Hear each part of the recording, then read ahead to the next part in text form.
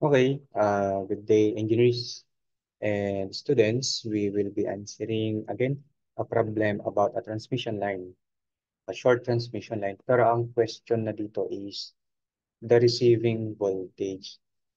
So ito no, take note na natin, engineers and students. So baka napansin nyo na rin no, na kapag sa college no, tayo ay nagsasagot ng problems na kung saan ang nawawala ay receiving voltage. Medyo matagal siya, di ba? Kasi hindi tayo pwede kaagad-agad mag-KVL using descending end voltage. So bakit pa ganon? So ang unang nasa isip natin, ngayong college, kapag receiving end voltage ang hinahanap ng problem, medyo nahihirapan tayong mag-solve, di ba? Lalo na't walang choices yung problems na sinasagutan natin.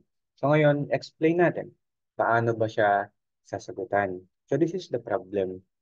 A three-phase transmission line has a resistance of 10 ohms and a reactance of 8 ohms, 80 ohms per wire. The load current is 90 amperes and the power factor of the load is 80% lagging. The sending end voltage in the line is 44,000 volts line to line. And then what will be the receiving end voltage? So baliktad na ngayon yung question, di ba? Kadalasan, ang hinahanap sa atin is the sending end voltage. Pero ngayon, ililista natin yung given na meron tayong sending end voltage. So if we have a sending end voltage, we can show the per phase. Diba? We solve in per phase analysis. Siyempre, well, ang sending end voltage natin per phase is 44,000 over square root of 3. Ito ngayon pala ang merong given. And then, lagay natin yung diagram that this is our generator or the source voltage. Dadaloy sa ating transmission line. So this is our transmission line. And our transmission line has the impedance per phase. So binanggit naman na nung problem that our transmission line, the Z line, is given as 10 ohms for the resistance and then 80 ohms naman for the reactance. So that is J80. After the transmission line, there comes the load, the receiving part natin. And in this problem, we are looking for the receiving voltage. But the power factor no, na i-consider nga natin dito is 80% lagging. Another thing, there is also now the current. So, binigay naman na ng problem yung current. So, the line current or the load current is 90 amperes. So ayan, di ba? Basically, engineers, ganito sana yung magiging diagram. Pero dapat, dito pa lang sa diagram, i-take note nyo na engineers and students na kapag sending end ang ibinibigay ng problem and hindi naman siya yung sinasabi ng problem na gawin ninyong reference, lagyan nyo kaagad ng hindi ninyo alam na angle. No, ganun kasi dapat sa sending end voltage natin. So, ganyan. Ulitin natin, no? Nasanay tayo that ang hinahanap is sending end voltage. Ang meron tayo is the receiving end voltage. The receiving end voltage, ang reference natin, kaya hindi tayo naglalagay ng angle kapag ang given is the receiving end. Pero ngayon na ang given is the sending end voltage, we need to put a variable angle na hindi kasi natin alam, di ba? Pero merong angle yon, no? And now let us proceed with the KVL. So if we will be proceeding now to KVL, ganito ang ating solution. Starting from the per phase sending end voltage, ibabawas natin yung voltage drop sa transmission line. So that is the combination of the current and the impedance of the transmission line. And then finally, ibabawas natin yung per phase receiving end voltage and then the answer is 0. And then ito nga yung kung ilan sa atin magaling na sa power systems, ito kaagad yung pumapasok na formula. So dito lang nanggaling yun sa KVL. Pwede na natin tong diretsang gamitin that the per phase sending end voltage is equal to the per phase receiving end voltage plus the current with the angle, syempre, times the impedance of the line. So let us now try to substitute, no? Tingnan natin kung paano natin mapapagpatuloy itong problem. So based on our diagram, we have the 44,000 over square root of 3 as the per phase receiving end voltage, and ilalagay nga natin that we have an unknown angle dito sa sending end natin. And then in order to show the per phase receiving voltage, that is equal to the unknown line-to-line receiving voltage divided by square root of 3. Ipa-plus natin ngayon yung combination ng current and impedance. So dito, engineers, yung I natin is given naman na magnitude 90. Pero hindi tayo pwedeng mag-perform na walang angle because we have the power factor. So gamit ang power factor, baka sanay naman na tayo na we are all electrical engineers here. The power factor is negative or the angle is negative arc cosine of the power factor, 0.8. So saan nanggaling yung negative sign? Since the power factor is lagging. So this is our current. And then i-multiply pa lang natin ngayon yung impedance of the line. 10 plus J80. So basically, di ba, kung hindi ninyo ilalagay ito, now, if we are not going to put the unknown variable, the unknown angle, makikita natin that there is only one unknown, the VR. No? And then, matetempt tayo na ang gagawin natin, ililipat ninyo sa kaliwa yung IJ so that there is the algebra. Di ba? Para ma-minus natin yung sa complex numbers. Pero mali nga. No? Magkakamali tayo kapag ganun. So, ito yung kagandahan na alam natin that there is a variable angle na nakikita natin ngayon. There are two unknowns in our equation. So, ano ang gagawin natin if that is the case?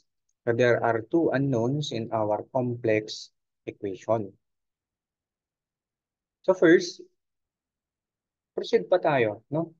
Let us try to simplify the product of the current and the impedance. Multiply natin here. 90, mode 2. So 90 angle negative arc cosine of 0.8 times 10 plus 80i for the impedance. We have 5040 plus 5,220i. So isusulat natin ngayon, no? I-rewrite ulit natin ngayon yung ating solution. So our solution is this. We have 44,000 over square root of 3 with an angle alpha equals VR over square root of 3 plus, so ito, yung simplification, 5040 plus 5220, 5040 plus J5220. And what can we do with this kind of complex equation? So by applying advanced mathematics techniques natin,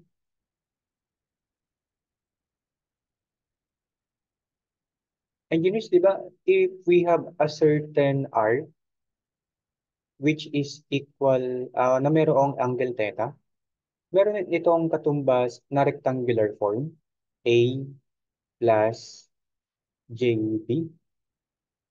Ayan.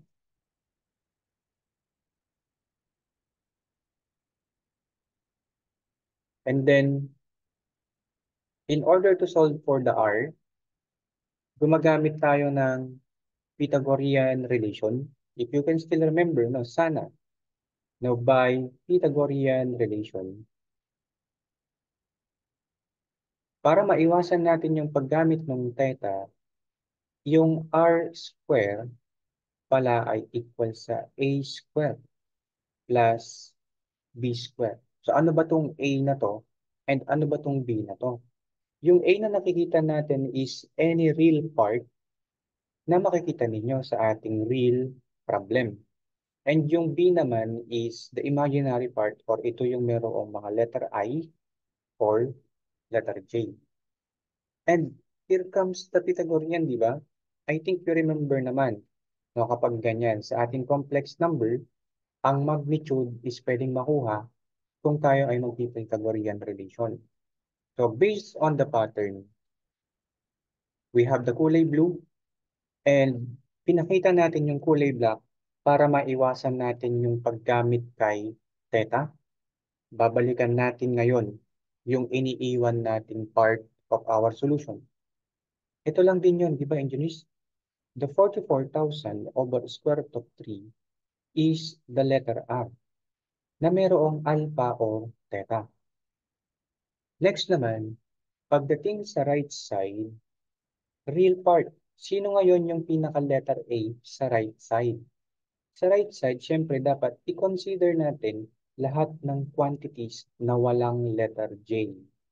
This is our real part. And then for the imaginary part, letter B is kung sino yung merong letter J. So in this case, if we are now going to apply the Pythagorean relation dito sa part na to, maiiwasan na natin yung paggamit kay alpha. And then we can now shift solve. Kasi wala naman na tayong angle. So, follow natin yung formula. Ang pinaka-R natin is the 44,000 over square root of 3. And ito ay naka-square. This is the letter R. And then yung pinaka-letter A natin sa ating pattern is itong kulay dilaw. I-square din natin. So, VR over square root of 3 plus 50, 40. Square natin. That is the letter A, square.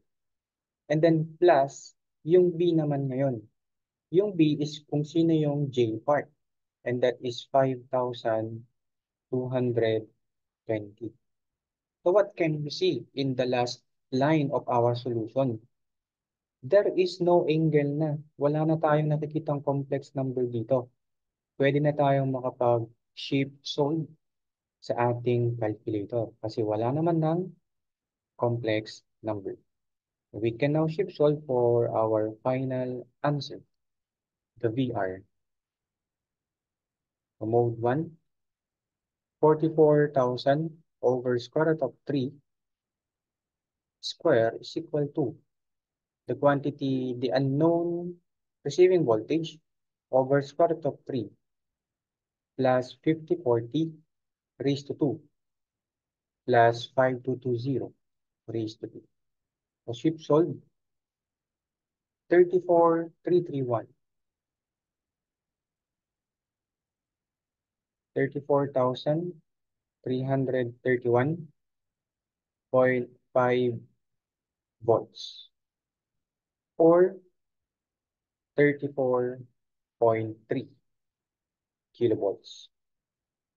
Maglagay tayo ng or 34.3 kilovolts. So that's it, engineers. Now this is the key answer, 34.3 kilovolts. Now ganito ang gagawin natin. Kung sakaling receiving end voltage nga yung nawawala. And actually, madali pa nga itong problem na to because directly given na yung I. Directly given na yung I. Na mas magiging complicated yung problem na to kung ang given is power, not the current. Try nyo yun, no? And for this video, engineers, no, I hope it helps, no, lalo na sa inyong mga college. on how to solve this problem kapag si receiving end voltage yung nawawala.